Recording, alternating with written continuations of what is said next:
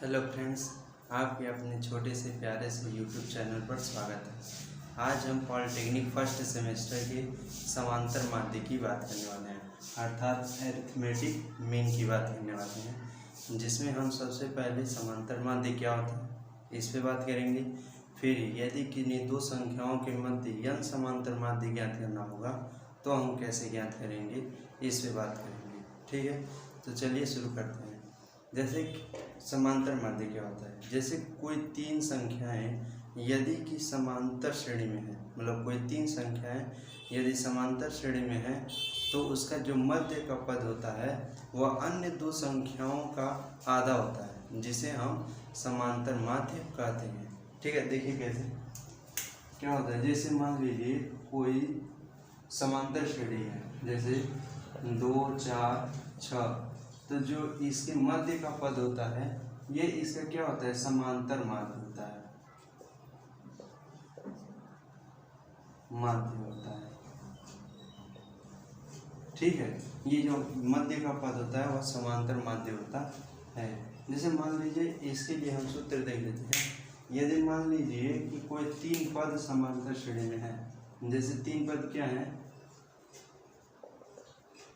ए है, एम है और बी, ये समांतर श्रेणी में है।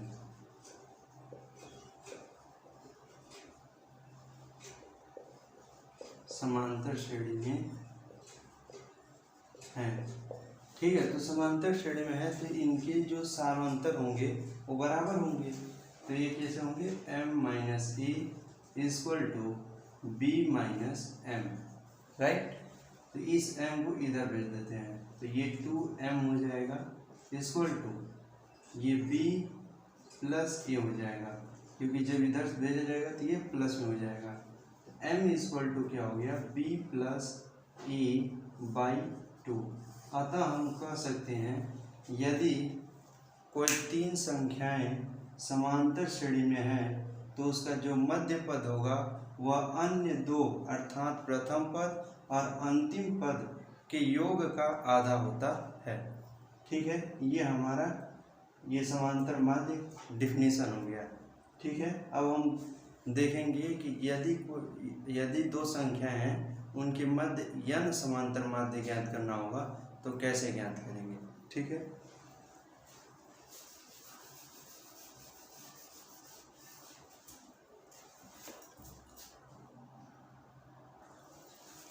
अब हमको देखना है कि to find n a b between any two number, मतलब दो नंबर के बीच हमको n समांतर माध्य निकालना है। कैसे निकाला जाएगा, जैसे देखिए माना कि कोई समांतर श्रेणी में जैसे a है और a के मध्य मतलब n, ठीक है, समांतर माध्य निकालना है तो ये 1 हो जाएगा, m2 हो जाएगा, m3 हो जाएगा, डॉट डॉट mn होगा।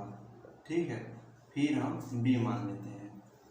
तो देखिए ये n है और एक पद ये है और ये दूसरा पद है, तो हमारा जो बीवां पद होगा वो क्या होगा, वह बीवां पद n प्लस 2 वां पद होगा। वां पद होगा कौन, b के बराबर। समझिए, ये n पद होंगे इन दोनों संख्याओं के मध्य और ये दो संख्याएं भी हैं तो n प्लस 2 वां पद क्या होगा, बीवां पद होगा। ठीक है, तो b इक्वल टू क्या हो जाएगा, a plus n plus 2 minus 1 into D. ठीक है, अब इसको इधर भेजेंगे तो ये b minus A equal to ये n प्लस 1 हो जाएगा, n प्लस 1 इंटू डी। ठीक है, और d इक्वल टू हमारा क्या हो जाएगा,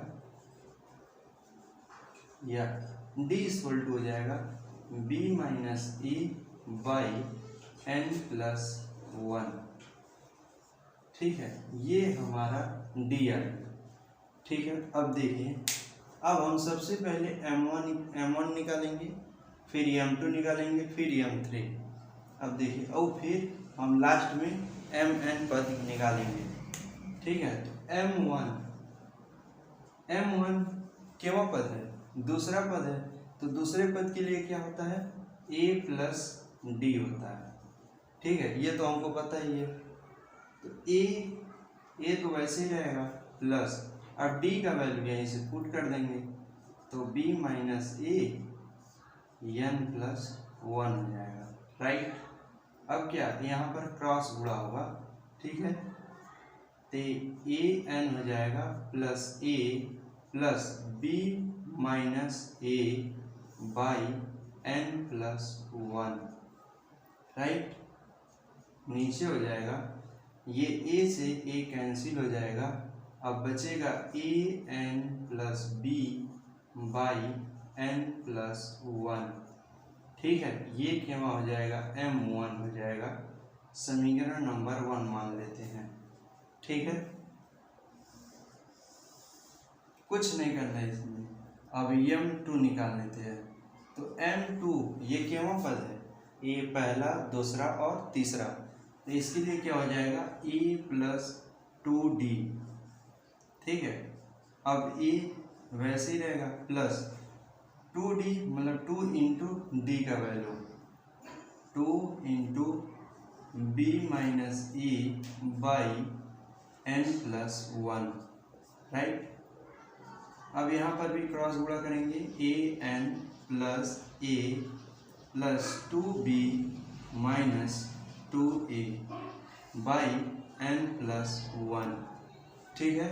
अब m2 इक्वल टू क्या हो जाएगा, देखिएगा, ये -2 है और यहाँ पर a है, तो -2 में से a घट जाएगा, a बचेगा, फिर यहाँ पर a है, तो a हम कॉमन लेंगे, तो n-1 प्लस 2b ऊपर बचेगा और यहाँ पर हो जाएगा n प्लस 1, ठीक है।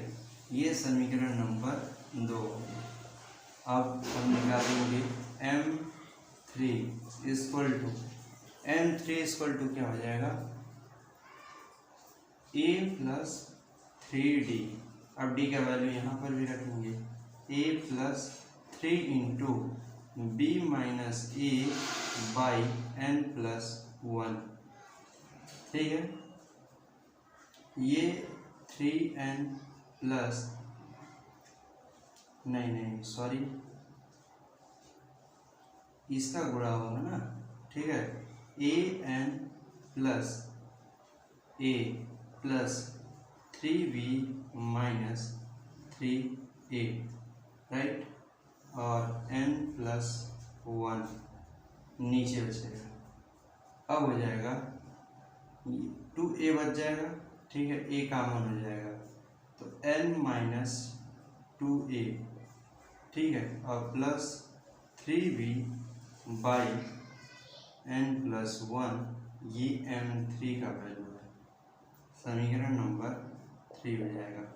अब इसी तरह हम क्या कर देते हैं, mn पद निकाल लेते हैं, mn वहाँ पद क्या होगा, तो उसके लिए क्या होगा, यदि mn रखेंगे तो जो नंबर होगा ये a प्लस डी है, तो यहाँ पर क्या हो जाएगा, n इंटू डी हो जाएगा, ठीक है, तो यहाँ पर हो जाएगा a plus n into D, ठीक है। अब a हमारा रहेगा ही, प्लस n का मान हम रखेंगे, d का वैल्यू n इंटू डी का वैल्यू ये हो जाएगा b minus A by n plus 1, right. अब यहाँ पर ए एन हो जाएगा plus A plus N B minus N A by N plus 1, ये और ये कैंसिल हो जाएंगे, ठीक है। एम एन इक्वल टू हमारा क्या आ जाएगा, a plus N b by N plus 1, ये हमारा n समांतर माध्य होंगे n पर। यदि हमें दो संख्याएं दिया होगा और उसमें हमको n निकालना होगा तो उसके लिए ये फार्मूला होगा। यहाँ पर हमें प्रथम पद और b का मान पता होगा तो हम उन दोनों के मध्य जितना पद निकालना होगा हम n का मान रख करके निकाल लेंगे, ठीक है।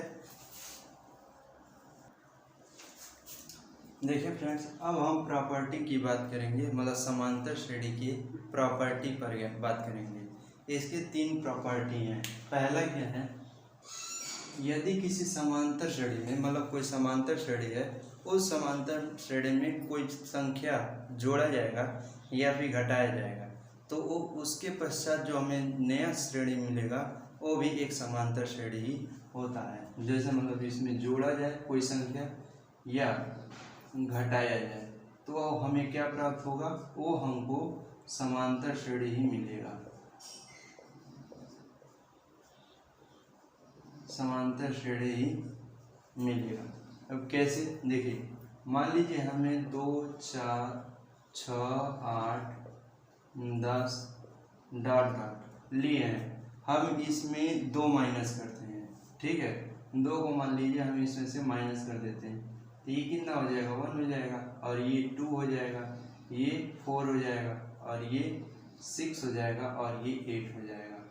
अब देखिए इन दोनों के मध्य कितने का अंतर है, नहीं, ये 2 हो जाएगा, 4, इनमें से ये 0 हो जाएगा, ठीक है। 2 माइनस कर रहे हैं तो 2 का अंतर हो जाएगा, और यहाँ पर भी कितने का अंतर है, 2 का अंतर, और इसमें भी 2 का अंतर। ये क्या है, एक समांतर श्रेणी ही तो है, ठीक है। मतलब एक समांतर श्रेणी हमको किसी निश्चित संख्या को घटाने या फिर जोड़ने से प्राप्त होगा।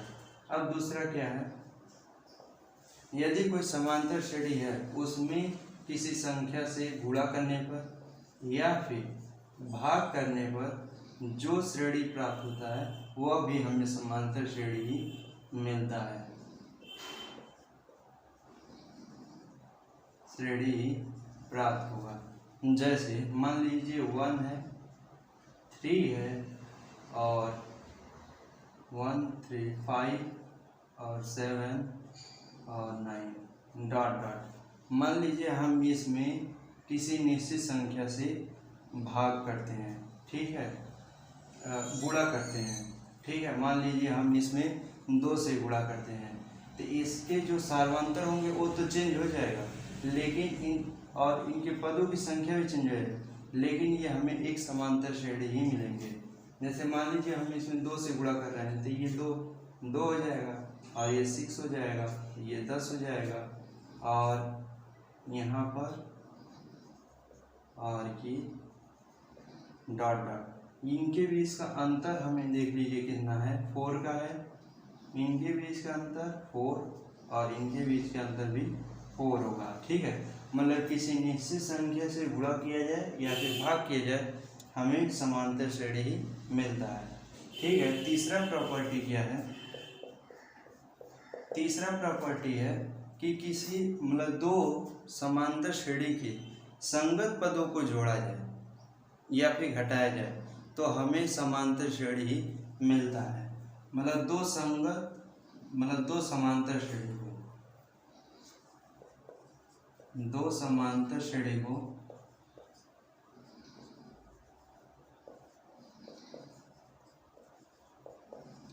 जोड़ा या घटाया जाए,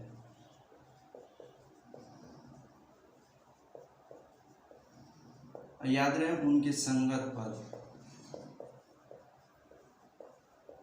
ठीक है, तो हमें समांतर श्रेणी ही मिलेगा, श्रेणी मिलेगा। अब फॉर एग्जांपल मान लीजिए आपके पास दिया है 2, 4, 6, 8, 10 डॉट डॉट। अब दिया है 1, 3, 5, 7, 9 डॉट डॉट।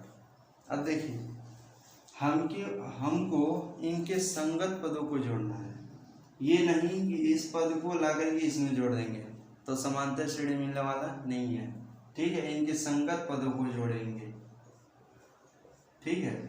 अब ये क्या होगा, ये 3 हो जाएगा, और ये 7 हो जाएगा, और ये 11 और ये 19 डॉट डॉट। इनके बीच का अंतर देखिए 4 का है, और इनके बीच का अंतर भी 4 ही है, और इनके बीच का अंतर भी 4 ही है और यहाँ पर भी 4। ठीक है, ये मतलब उनके संगत पदों को जोड़ने पर या फिर घटाने पर हमको समांतर श्रेणी ही मिलता है। ठीक है, देखिए अब हम समांतर माध्य से रिलेटेड कुछ क्वेश्चन की बात करेंगे। इस चैप्टर से बहुत इम्पोर्टेंट क्वेश्चन बनते हैं। ठीक है, चलिए तो पहला देखते हैं। हमें 7 और 37 के बीच 9 समांतर माध्य ज्ञात करना है। कितने? 9 समांतर माध्य। इसका मतलब ये हुआ कि देखिए 9 समांतर माध्य मतलब 9 तो ये है ही, अब 2 संख्याएं ये भी है, तो 9 2 11, 11वां पद क्या होगा? यह 37 हो जाएगा। ठीक है, तो 37 11वां पद होगा, तो 11वां पद इक्वल टू कितना हो जाएगा? 37 हो जाएगा। राइट, तो 37 इक्वल टू हो जाएगा हमारा a मतलब 7 प्लस n-1 मतलब 11 माइनस 1 इंटू डी। ठीक है, डी का वैल्यू ही निकालना है, ये इधर जाएगा तो ये कितना हो जाएगा और ये 10 मतलब 10 डी हो जाएगा, तो डी इक्वल टू हमारा 3 हो जाएगा।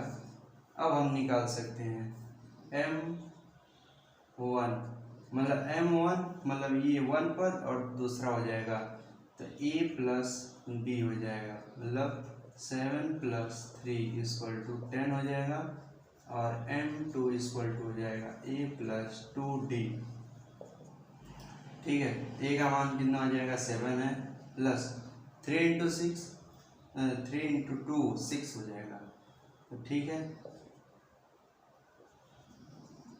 और m3 इनके बीच मतलब सार्वत्र को ही केवल जोड़ना है, a प्लस 3d हो जाएगा। ठीक है, तो 7 प्लस 9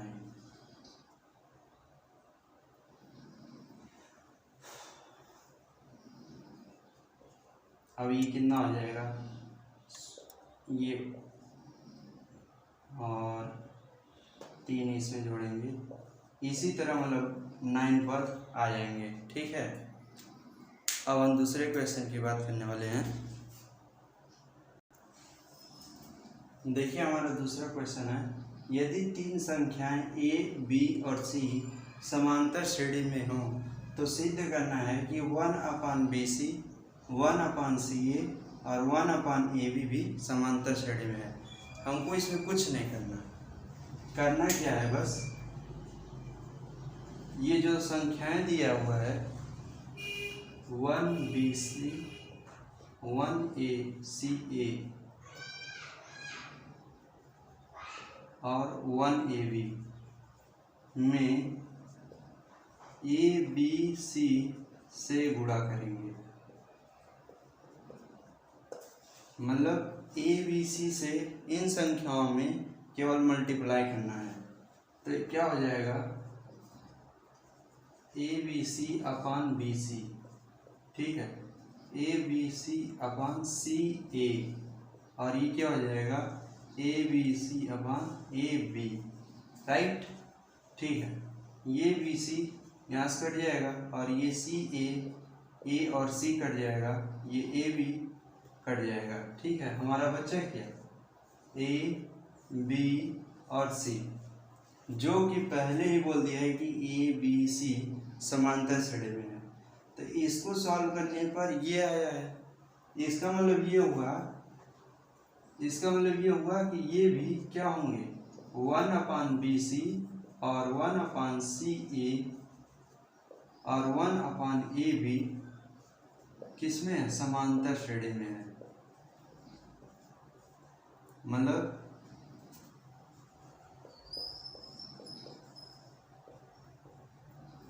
AP में है, समांतर श्रेणी में है। ठीक है, ये दूसरा हो गया। ये जो तीसरा न्यूमेरिकल है ये कुछ इम्पॉर्टेंट न्यूमेरिकल है। देखिए क्या है, यदि संख्याएं a² b² और c² समांतर श्रेणी में है तो हमको सिद्ध करना है कि 1/b प्लस सी और 1/c प्लस ए 1/a प्लस बी भी समांतर श्रेणी में होंगे। हमको बस यही सिद्ध करना है, बहुत ही है। सबसे पहले समझिए ये क्या कह रहा है। ये तीन संख्या हैं जो समांतर श्रेणी में है, ये तीन संख्या समांतर श्रेणी में है। इसका मतलब बी स्क्वायर इन दोनों का क्या होगा, इन दोनों के योग का आधा होगा। ठीक है, ये इससे देखते हैं, ये ए स्क्वायर बी स्क्वायर और सी स्क्वायर समांतर श्रेणी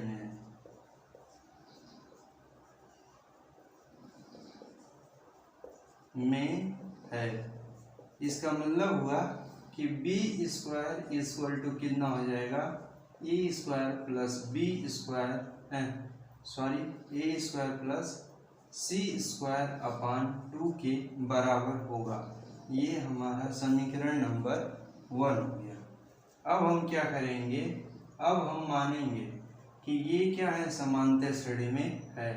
1/b प्लस सी 1/c प्लस ए और 1/a प्लस बी माना समांतर श्रेणी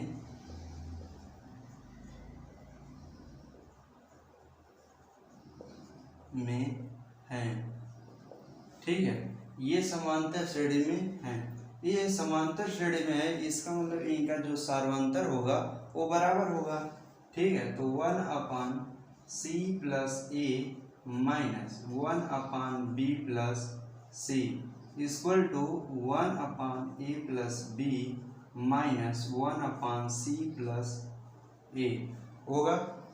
अब इसका क्रॉस गुणा हो जाएगा, ये b plus c minus c plus a by इन दोनों का आपस में c plus a into b plus C equal to, इसका यहाँ पर हो जाएगा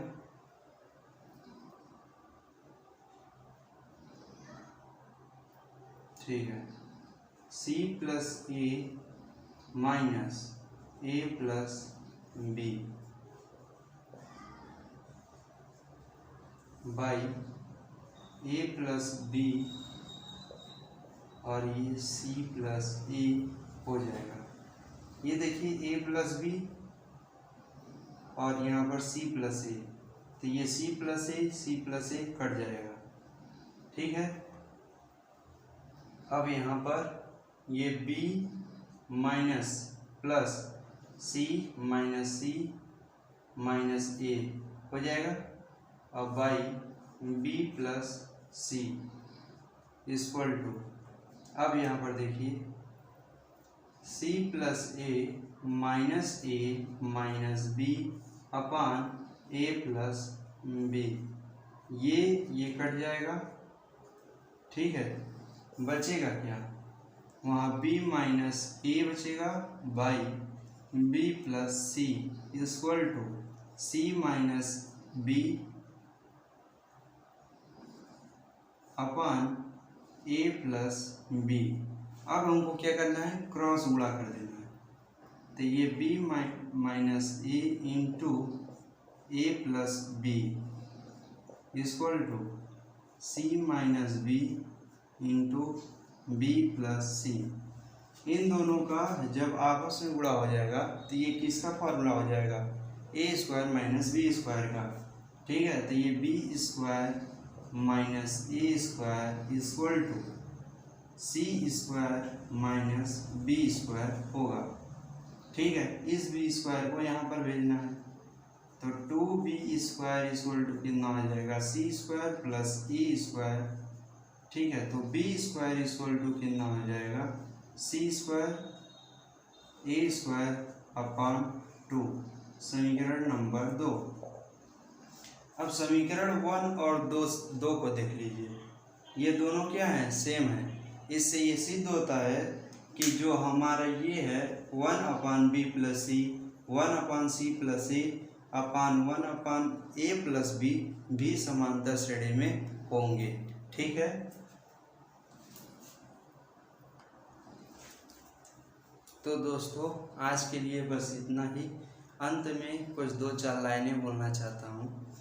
उदास होने के लिए उम्र पड़ी है, उदास होने के लिए उम्र पड़ी है, सामने देखो ज़िंदगी खड़ी है, सामने देखो ज़िंदगी खड़ी है। अपने हंसी को अपने ओठों से न जाने देना मेरे दोस्त, क्योंकि आपकी मुस्कुराहट के पीछे पूरी दुनिया पड़ी है। तब तक के लिए जय हिंद, जय भारत दोस्तों।